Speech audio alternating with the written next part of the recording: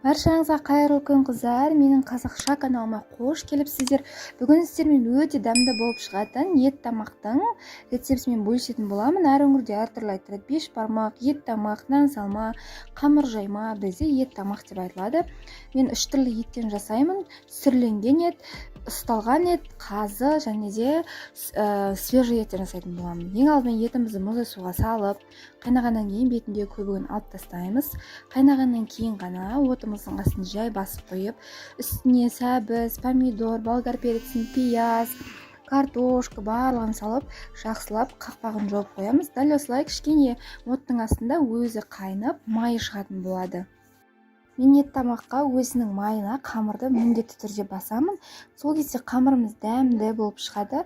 Ең алдымен өз қажетіңізше онда аласыз, және де дайын тұрған жаңағы сорпамыздың майының үстіне кішкене су құйып, қамырымыздың үстіне жай-жайдан құя отырып, қамырымызды басатын боламыз. Бұл жерде менде 2-3 адамға арналған қамыр болады. Осылай елеген қамырымызды тұндырып қоямыз.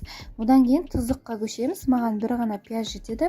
Осы пиязды жақсылап турап, жаңағы сорпамыздың майынан алып, оны кішкене қайнатып алатын боламыз.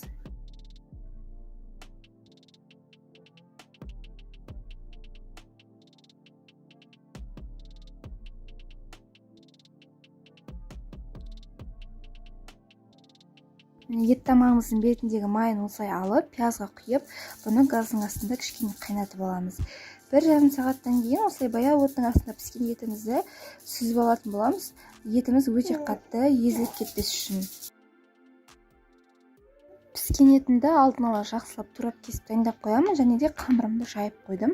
Осылай сап-сары болып қалың немесе жұқа емес, біздің қамырымыз дайын болды. Жұмыртқа қосқандықтан қамыр бұл сорпада езіліп кетпейді. Бұдан ешқандай да қорықпай қойыңыздар.